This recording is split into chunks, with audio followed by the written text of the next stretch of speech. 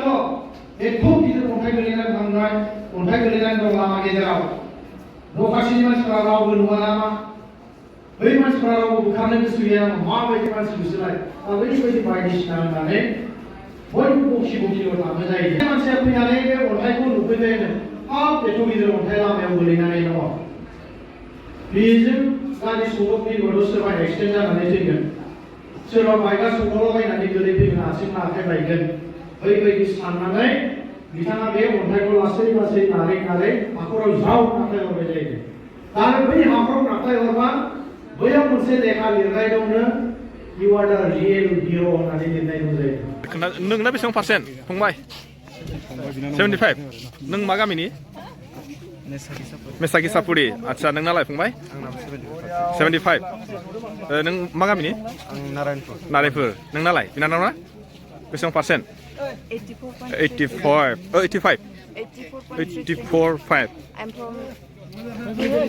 जनाय आच्छा मा लिरो बर' आच्छा नोंनालाय 75 आंथ' दा गासिबो लाजोबनो हाला नै ओरैजाय माने फट' साफायसिगोन जाहैबाय नोंनालाय 73 नोंनालाय आयै बेस्ट अफ लाक दै गासिबो दै ओरैजाय बाबुमोना गासिबो बेस्ट अफ लाक हेल' लोगोफोर good morning to everyone welcome to back my Raju डनसि YouTube channel आं गासिखौबो दिनै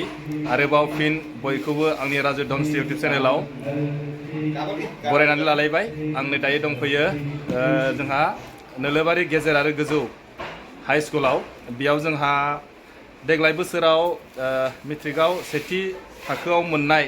जों लोगोसे टप 10आव थांनो हानाय बिथां जा फंबाय बिनानावमोनखौ दिनै बरायनाय हाबाफारि लादों बे हाबाफारिखौनो एसे दिन्थिनो होननानै आं फैलायबाय नै दायो अलरेडि आं मोनफैखाबाय नै जोंहा आदाब दंफैयो हेल' ओमफ्राय जोङो दायो टाइमा जाथ'वाखै नालाय ओंखायनो नै जा हेड सारनि जायगायाव जों जिरायबाय आरो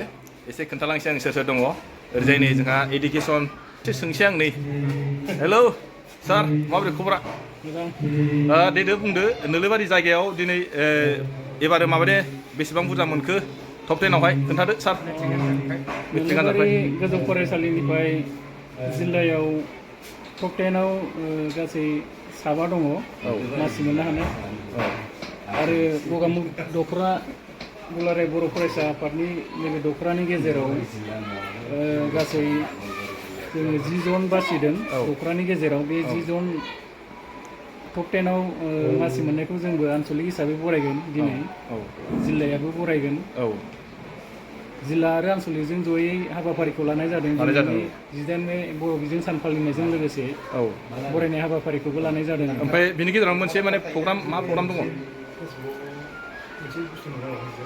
जेनेबा बे बरायनायजों लोगोसे आरो बेलेग प्रग्राम लाफादेरबावदों नामा गुबुन बिदि हाबाफारि गैया आरो अकल बरायनायल'सो नङा होमबा ठीक আছে गोजोननाय थाबाय जोंहा आनसलिक गगामुग दख'रा बर' फरायसा आफादनि जोंहा आनसलिकनि आरो माने बे जाहैबाय इडुकेसन मिनिस्टार बेनावसो सोंनानै लाबाय आङो फार्स्ट टाइम ओमफ्राय दायो जासिगोन आरो बर्थमान टाइमा जाबाय माने टाइमखौ होदोंमोन 11:30 बाजियाव दायो माने 11 जाबाय ओमफ्राय माने बुस्थुआथ' दिनै स्कुलबो बन्द' नङामोन नालाय क्लासबो लाबाय बिनिखायनो एसे जों नेथ'बाय गासिबो एसे खोन्थानोसै आं सोर सोर दंफैयो नै होननानै एकदम हायरान जाबाय खोमा सोरबा एसे फार्स्ट मोनफैदों नै ओरैजाय बिमल फंबायबो दंफैयो नै ओरैजाय सासे जोंहा बेखौथ' सिनायखायो खोमा सानैखौ ओरैबायदि जिरायना मा रायलायदोंसो मिथिगौ आरो सानैजों सावरायदोंना आच्छा बिदि आरो खोथाया नङा होमबा ओमफ्राय नै बे आदाया आदाखौबो खुलुमनाय थाबाय आदायाबो माबा दं नामा बेयावहाय बे हांख्राय जानाय हिसाबै जोंनि जिल्लानिफ्राय फैगोन इउबिपिअ डिस्ट्रिक्ट कमिटिनिफ्राय आफादगिरि फैगोन दा बेखायनो जोंनि आफादनि गाहाया फैगोन नालाय बेखायनो आङो बेखौ लोगो हमनो फैदों हेफाजाब होनो फैदों बे बरायनाय प्रग्रामाव ठीक আছে गोजोननाय थाबाय आदानिसिम थानो दै जों गोदो फरायबा माबायदिमोन दायो माबायदि डेभेलप जाखो एसे खोन्थानोसै आं र' थांनि जायगाफोरखौहाय जों गोदो फरायबा माबायदिमोन दायो माबायदि जाखो एसे खोन्था गेटफ्राबो नायजालानो ओरैबायदि मोजां जाखाबाय एसे खोन्थानोसै आं दायो नैबेनो स्कुला जाहैबाय नोलोबारि स्कुला जों गोदो फरायबाथ' बेयाव जेबोआनो गैयामोन माने मा होनो बेखौहाय बिदि गेटबो गैयामोन बेनिफ्राय बेफोरबायदि माने मा बानायनाय बेफोरबो जेबो गैयामोन ओमफ्राय दायो नायजाला नै ओरैबायदि साफा जाबाय न'नि गेटआबो मोजां जाबाय दायो ओमफ्राय ओरैजाय नै साफा जाबाय जायगाखौ एसे खोन्थाजोबसै आं स्कुल जाबाय बिल्डिंआनो बिल्डिं लाथ'नो हाला माने जायगाफ्राबो गुवारथार जाबाय बेनो जाहैबाय जोंहा नोलोबारि गेजेर आरो गोजौ हाइ स्कुल गेजेर आरो गोजौ हाइ स्कुला ओमफ्राय दायो मिटिङा जोंना इयाव जागोन आरो नोंसोर मा खालामदोंलै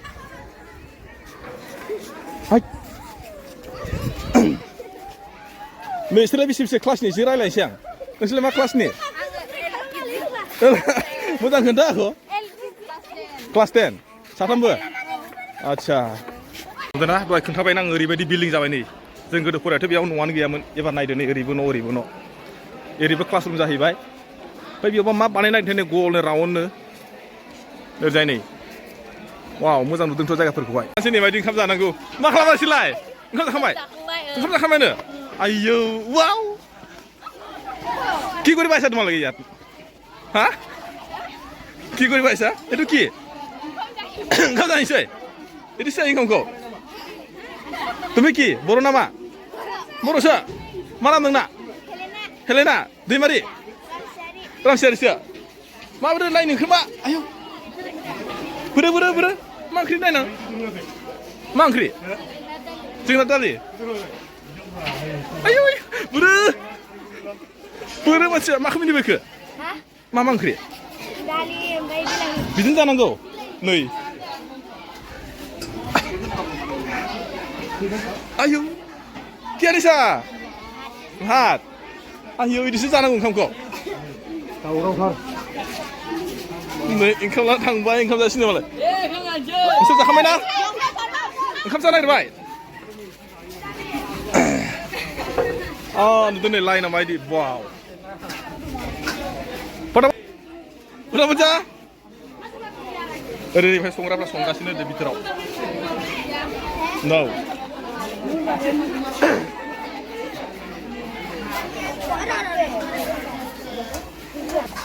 ayo oh जाग्राया बेयावसोमोन माने बेयाव जाया माने निजे दुबो लागे ना निजेहाय दुबो लागे आच्छा दुआ सिस्टेम ना माने न बेयाव जाग्रा माने बेयाव रावबोनो जाया खोमा ओहो साव बायदि साव एरगा दुबो लागे न आच्छा नै ओंखाम आदाराव एसे खोन्थानां माबायदि ओंखाम हायग्राया ओंखामखौ माबायदि हरो नै ओंखाम हरनाया आयो ओंखाम ओंख्रि मा ओंख्रि मोनजाखो कि सबजि रे बाबा बयलार आलु रङालाव दालि दालि 10 केजि रङालाव 3टा एटु जुरि जाय ना जुरि जाय आच्छा जों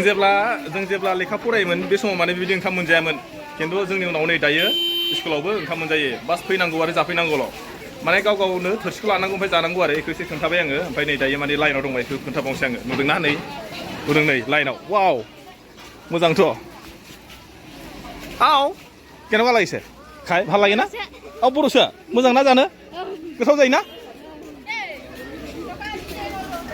फैयै एबार मिटिङा जाथारसिगोन दसेनि उनावनो आं सानदों जास्ट लाग माने 2 मिनिट बा 3 मिनिटनि गेजेराव जासिगोन आरो ओरै फैहांबायनि मानसिफ्रा ओरैजाय ओमफ्राय एसे सिगाङावबो खोन्थानोसै आङो नेयै 2 घन्टा जाबाय नेफैनाया गोजाननि बालासो दंफैयोमोन नालाय ओंखायनो एबार जासिनानै एसे खोन्थानोसै आङो ओरैजाय जोंनि दासो बिबार बागानजों बिबार गैयाबाबो बिबार बागान गायना मोजां साजायबाय ओरैजाय सानदों माने आङो केमेराखौ मोजां फकास खालामनो हायाबो जानो हागौ मानो होनबा एसे खोमसि जाबाय नालाय थेवबाबो एसे खोन्थालांबाय थानोसै नोंथांमोना थाबाय थादो लाइनावनो नङा होमबा जोंहा दायो आङो नै खाथियाव दङ जोंहा जिल्लानि आबसुनि सेक्रेटारि बेजों एसे रायज्लायनोसै आङो दहायनो एसे खोन्थाखाबाय प्रग्रामखौबो ओमफ्राय दायो एसे सोंनोसै आरो जोंनाव एसे सारनाव फंनैसो सोंनो आङो जाहैबाय सार जाबायदि सारमोनहा माने सोलोंथाइनि खेथ्रआव लानानै जाबायदि खामानि मावदों बे खामानि मावनायनि फिथाइखौ सारमोनहा माबायदि जादों बायदि सानो जोंनि थाखाय बर' बिजों सोलोंथाइनि थाखाय मोनसे गोजोनथाव रिजाल्ट लाबोनांगोन थांनाय समफोराव दुलाराय बर' फरायसा आफादा गुनगोनां सोलोंथाइ आयदाखौ लानानै खामानि मावबाय थादोंमोन बिदिनो फिथाइ महरै थांनाय समफोरावहाय जोङो 2006 मायथाइयाव जोङो गुनगोनां सोलोंथाइखौहाय मोनसे बिथांखि लानानै खामानि मावबोयो बिदिनो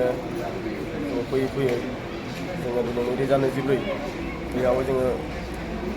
गुन गोनां सोलोंथाइनि मोनसे जांख्रिथाय मोनसे बिथांखि खालामनानै जोङो दा हाबा मावलांनो थाखाय जों आखायाव लादों बुंनो थाङोबा बेयो जोंनि दुलाराय बर' फरायसा आफादनि मोनसे क्रेडिट लाबोनांगोन आरो दिनैनि बे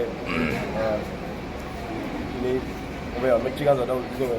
3,000नि बांसिन फरायसाफोरा सेथि थाखोआव उथ्रिसार जानो हानाया जोंनि थाखाय मोनसे गोजोनथाव थाबाय गोजोननाय थाबाय ओमफ्राय थांनाय बोसोरफोरनिख्रुइ देग्लाय बोसोराव माबायदि बुंनो सानो सारमोना फिथाइया जेनेबा साबसिन जादों ना मोजांसिन जादों ना गाज्रिसिन जादों मोजांसिन जादों नङा होमबा ना ओमफ्राय दायो बेसेबां टप 10खौ बेसेबां मार्क मोननायखौ बरायनो नागिरदों दा जोङो जिल्ला हिसाबै जोङो जिल्लानि माबायावहाय गोबां अंक दङ जोंनियाव बिदिनो जोङो जिल्लानि माबायाव जिल्लानि सिङावहाय टप 10 लानानै जों माबादों टप 10खौ जोङो मान बावगोन आरो बरायनो नांगोन गोजोननाय थाबाय सारनिसिम दायो ओमफ्राय खोन्थाबाय आङो नोंथांमोननो दाहाय ओमफ्राय माखासे बरायनाय आरो जोंहा बेयाव सार्टिफिकेटजों लोगोसे बावनायजों लोगोसे माखासे हाबाफारि दंबायो बेखौबो एसे खोन्थालांबाय थानोसै नोंथांमोना थांफाबाय थादो ओमफ्राय ओरैजाय दङ आफादगिरिजोंबो आं दाहाय नोंथांमोननो खोन्थागोन दायो बिथाङा एसे बेस्थ'थ' बेखौबो एसे आङो दाहाय नोंथांमोननो एसे कमेन्ट लानानै आङो खोन्थानो नाजानोसै खिन्थु हागोन ना हाया थेवबाबो आं सेस्था खालामगोन थौदोलाय लोगोफोर बिदिबा आरोबाव थांफाबाय थादोलाय दिनैनि हाबाफारिखौ जाखिनो हायो बेखौनो एसे खोन्थालांबाय थानोसै फैयै दायो अलरेडि जागायबाय बेखौ एसे खोन्थालांसै आं गासिबो नै दायो एकदम रेडि जिरायजोबखाबाय गासिबो नै एबारसो खोन्थालांबाय थानोसै हाबाफारिखौ नोंथांमोना आंजों थांबाय थादोलाय दिनैबो दिनै गासिबो उनावहाय माने सोर दायो प्राइज मोनगोन सोर माने बावजासिगोन आरो जेनेबा आर'नाइ गानोसै नोंथांमोन एसे खोन्थालांबाय थानोसै खुसावना आरो फरायसाफोरखौ जोङो दिनै मान बावनाय फरायनाय हाबाफारि बे हाबाफारियावहाय जोंजों आलासि महरै बाहागो लानाय आलासिफोर जोंनि माहारि आफादनि साफ्रोमनिसिमबो बे समावहाय जमा दुलाराय बर' फरायसा आफाद जानानै गाहाम हामलायनायखौ जासिगिरदों बे समावहाय दिनैनि बे मान बावनाय हाबाफारिखौहाय जोङो जागायनो थाखाय आखायाव लाबाय बे समावहाय दुलाराय बर' फरायसा आफादनि मानगोनां आफादगिरि असित बर' बिथांखौहाय आफादनि मानसिखौ लानानै सिगां बिथांखौ गांसे आर'जों मान बावनो थाखाय खावलाय जोंहा दुलाराय धेमाजि डिस्ट्रिक्ट दुलाराय बर' फरायसा आफादनि आफादगिरिखौ गिबियाव मान बावो बिथांखौहाय दिनैनि मासिखौ लानानै खावलाय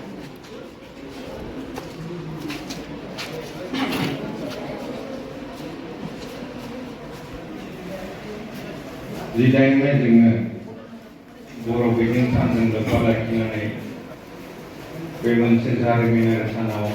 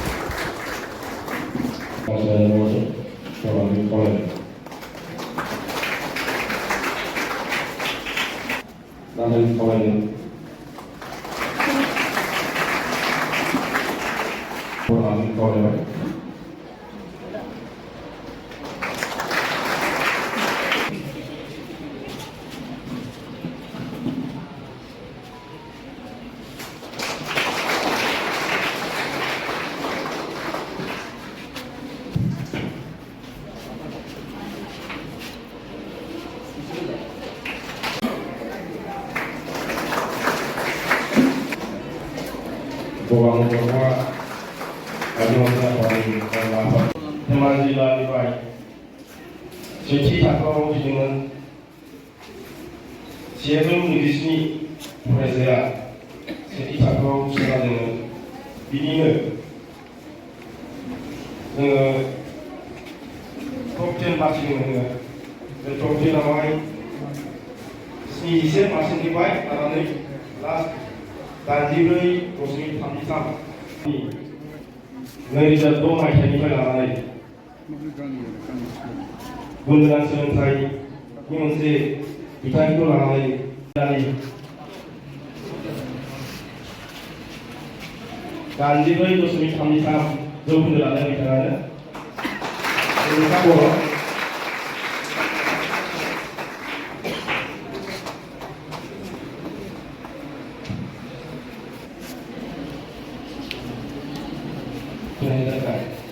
जराबरालासि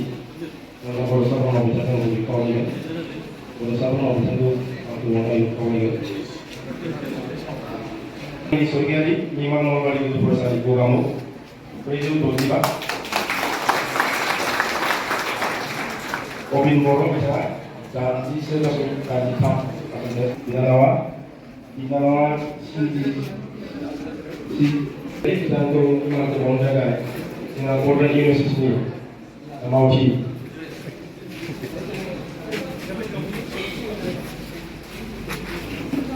आलासि ससियेल बिमारि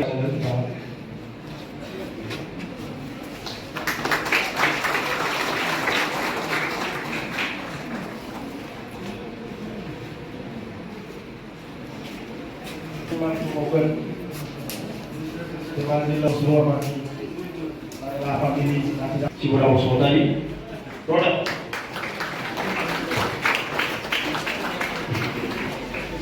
dan ज' मावनायनि गुबै जाहोनावनो बिथाङा धेमाजि जिल्लानि सिङावहाय सानै फंबाया फर्थ पजिसन लानानै सानैबो नाम्बार 88 बिथांमोना सानैबो समान 453 yang bagi kabur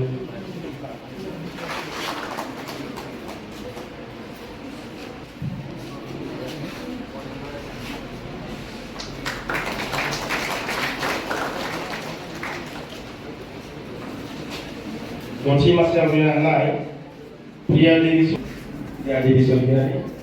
kunci masih yang ada dan di bidang singwari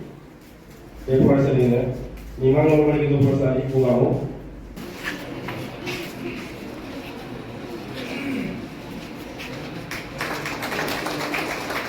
dan kata cimas masih ko सानै फरायसाया आवगायो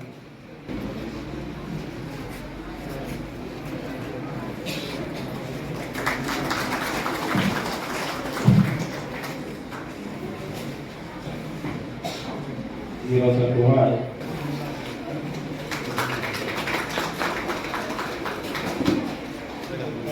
minimum high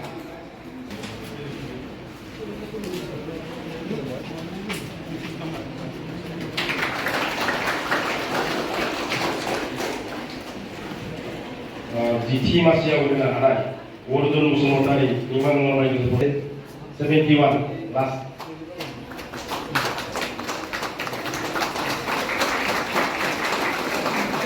Letaknya, mungkin produksi senang banget, foto siangnya. Top 10 mudah gue sih siang nih. GT, saya boleh nggak? GT masih menarik, jangan lupa apa itu? Data yang berikutnya. Mau gua beberapa dolar profesor apa disabai, jaga bersama खेब गगामुनि top 10आव मोननाय बिथांमोना Torena Zarimini Sorgiani, Bipa Kongla Sorgiani, Bima Monomoti Sorgiani, Gabi Neno Manipur, Lansir Nolbaри Kosari, Zilla Dhemaji Asam.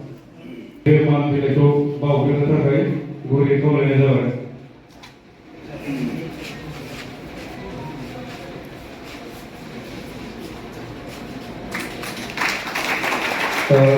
Goजोननाय थाबाय मानगोनां गथ'फोरा बर' फरायसा आफादनि आफादगिरि संजयगिरि बिथांनिसिम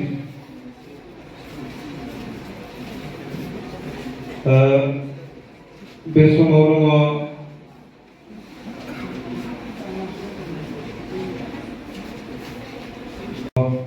जिनाया फैयाखै होननानै बुंदों बिदि सोरबा दिथागिरि फैदोंब्ला बिलाइखौ बावनो थाखाय लाइमोन आफादगिरि फनिन्द्र बसुमतारी बिथांखौ गुरै खावलायनाय जाबाय। बेनि उनाव दङ प्रिया देबि स्वर्गियारि बिनानावखौबो एसे सिगाङाव फैनो थाखाय गुरै खावलायबाय। मान बावनो थाखाय जोंहा लेङाइ गाहाय नेहाथारि सुन्दर बसुमतारी समरेन बसुमतारी बिथांखौ मान बिलाइखौ बावनो थाखाय गुरै खावलायबाय। बेनि उनाव दङ बिदांस्रि औवारि बिनानावखौबो सिगाङाव फैनो थाखाय गुरै खावलायबाय। बिदांस्रि औवारि मानखौ बावनो थाखाय जिल्ला धेमाजि जिल्ला एबसुनि गाहाय नेहाथारि मानाव गेदेर उदां बि बड'सा सारखौ खावलायनाय जादों। गैया। बेनि उनाव दङ फरायना जबा बाग्लारि बिनानावखौ एसे सिगाङाव थानो थाखाय गुरै खावलायबाय। मानखौ बावनो थाखाय धेमाजि जिल्ला एबसुनिनो मानाव गेदेर ककि बसुमतारी सारखौ खावलायनाय जाबाय।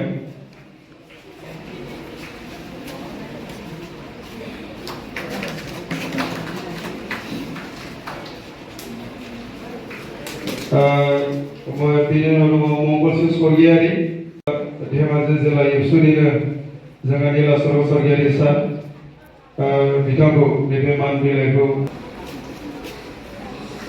बेनि उनाव दङ अर्जुन बसुमतारी फंबायखौ एसे सिगाङाव फैनो थाखाय गुरै खावलायदों आरो मान बिलाइखौ बावनो थाखाय गगामुखफोरा आइजो अनसाय आफादनि आफादगिरि मानाव गेदेर बर'सिद्रि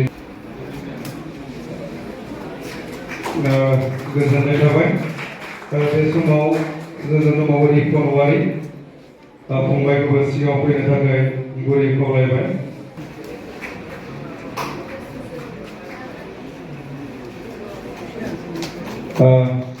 गोजोननाय थाबाय आब'निसिम। बे समाव दखरा आफादनिफ्राय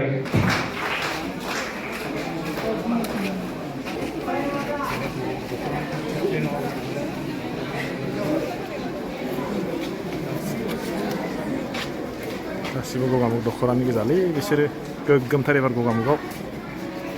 टप 10 मोनग्राफ्रा। फरायसाफोरबो दङ। बे गामि हरसेनि गेजेरावनो नैबे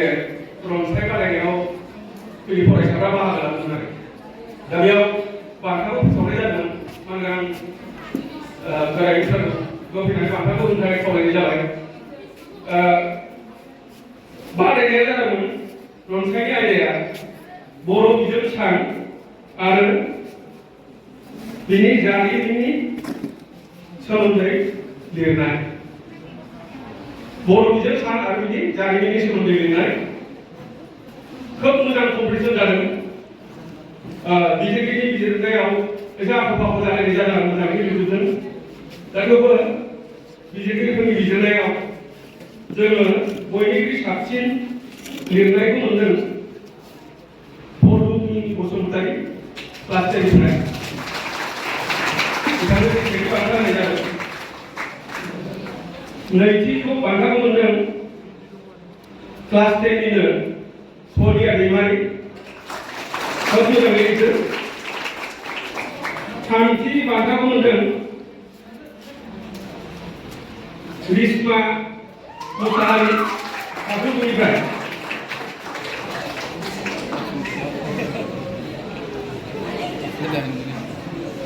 मोजाङै लिरदों आरो दा सेथि बान्था फरबि बसुमतारीनो जोंनि फरायसालिनि गोरायुं समरेन सारनि आखाइनिफ्राय होनाय जासिगोन। सेथि बान्था लोगोसा नैथि बान्थाखौ मोनदों सनिया दैमारि। साहित्य सभानि आफादगिरि थाखाय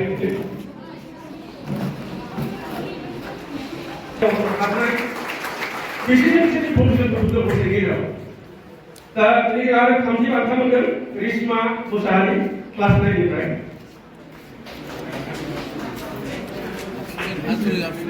GSF देहाफारिनिफ्राय लांनो खावलायबाय आरो मोजां नाम्बार लाखिनो हायो बेखौ हास्थायबाय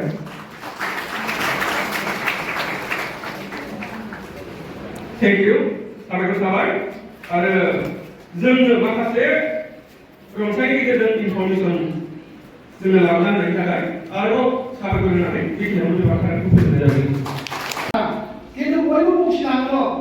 एथ' गिदिर अन्थाइ गोलैनानै थांनाय अन्थाइ गोलैनानै दं लामा गेजेराव दखासिनि मानसिफ्रा रावबो नुवा नामा बै मानसिफ्रा रावबो बुखारनो गोसो गैया माबायदि मानसि बिसोरलाय बैबायदि बायदिसिना होननानै बयबो बखिल' थाङो जायो बयबो बिदिनो गारि सालायनानै थाङो साइकेल सालायनानै थाङो एराय थांजोबो खिन्थु सासे मानसि फैयो सासे मानसिया फैनानै बे अन्थाइखौ नुफैबायनो हाब एथ' गिदिर अन्थाइ लामायाव गोलैनानै दङ बेजों गारि सौदावफैबाथ' सोरबा एक्सिडेन्ट जानानै थैगोन सोरबा बाइकआ सौदावलाबायनानै गोलैफैगोन आथिं आखाइ बायगोन बैबायदि साननानै बिथाङा बे अन्थाइखौ लासै लासै नारै हाखराव जाव नाख्लायहरबाय जायो आरो बै हाखराव नाख्लायहरबा बैयाव मोनसे लेखा लिरनाय दंनो इउ आर दा रियेल हिर' होननानै लिरनाय दं जायो नोङो गुबै मावथि आरो नों समाजनि सासे गुबै मावथि होननानै बै लेखायाव लिरनाय दं जायो जोंहा बयबो गोबां खामानि मावनो दं बेखौनो लानानै आं मोनसे खोथाखौ गोसोखांबाय दिनै आमेरिकानि सासे एकदम मुंदांखा लिरगिरि खन्थाइ लिरगिरि बिथाङा लिरलांनाय जे आमेरिकानि खन्थाइ लिरगिरि रबार्ट फ्रस्टआ लिरलांनाय स्टपिं बाय उड्स अन ए स्नोई इभिनिंआव लास्टनि मोनसे लाइनखौल' आं बुंनो नागिरदों दा बेहाय नोंथांमोना फरायबा मोनगोन ओरैबायदि मोनसे मोजां खन्थाइ स्टपिं बाय उड्स अन ए स्नोई इभिनिं होननाय खन्थाइ रबार्ट फ्रस्टआ लिरलांनाय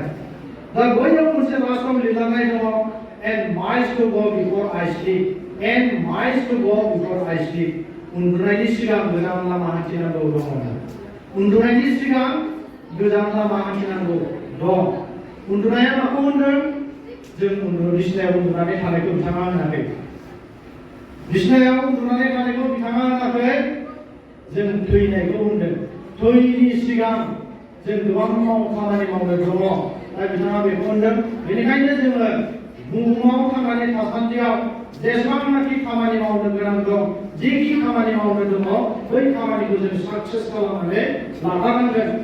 दा बे खोथा जाबाय बिथांमोननिसिमबो आंनि गोसो गोरबोनिफ्राय साबायखर बावबाय उननि समाव बिथांमोनखौ आरोबाव जों बरायनो मोनबावथों आरो जोंनि धेमाजि जिल्लायाव सासे सुबुं सम्पद हिसाबै बिथांमोना जानानै फैदों आरो आफा गसाया बिथांमोननिसिम बोर सारस्रिदों आं बेखिनिखौनो बुंनानै आंनि सुंद' बिबुंथिखौ बेखिनियावनो फोजोबबाय गोजोन्थों दा खोब मोनसे गोजोनथाव बा साबायखर बावनांगोन जे धेमाजि जिल्ला दुलाराय बर' फरायसा आफादा बे हाबाफारिखौ थांनाय समफोरनिफ्राय जिहेतु लाबोबाय थागोन आरो बेखौ लालांबाय थागोन जोंबो धेमाजि जिल्ला खौसेथि बर' सुबुं आफाद हिसाबै बे हाबाफारिखौ जोंबो लायो जोंबो बे हाबाफारिखौ लागोन दा बेखौ जोङो फैबाय थानाय समाव जों सावरायनायनि गेजेरजों लानायखौ थि खालामदों जे बेवहाय जे जोंनि फरायसा फरायसुलिफ्रा दिनै जिहेतु सेथि थाखोआव उथ्रिबाय सोरबाया टप 10आव पास जाबाय सोरबाया मा होनो 60% उथ्रिबाय दा बेनो जोंनि जा सेथि थाखोआव उथ्रिनायानो जोंनि थाखाय जोबथा फरायनाय नङा होमबा जे सेथि थाखोआव उथ्रिनाया जोंनि थाखाय जोबथा फरायनाय नङा बे जास्ट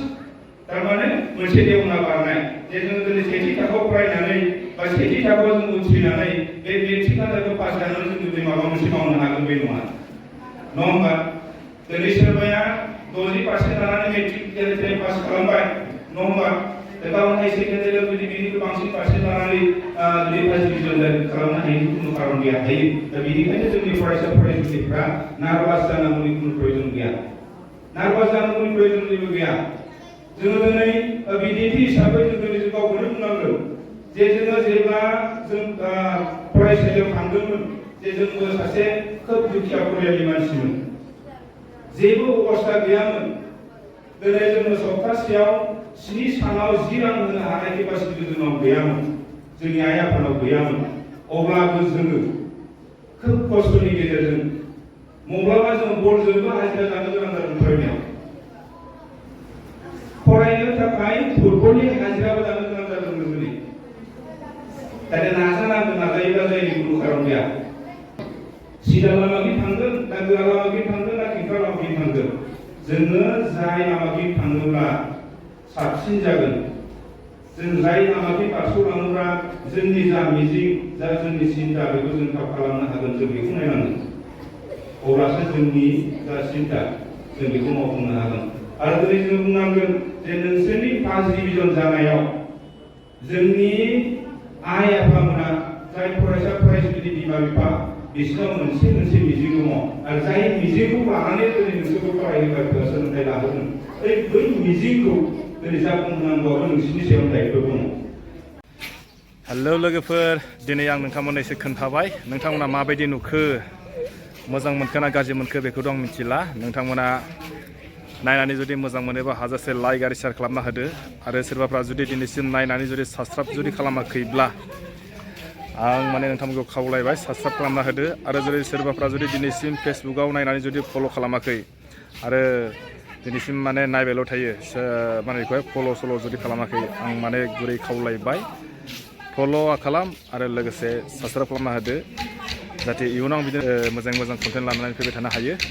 अके लोगो बिदिबा दिनै भिडिअखौ आं बेखिनियाव दोनथ'बाय बाय बाय।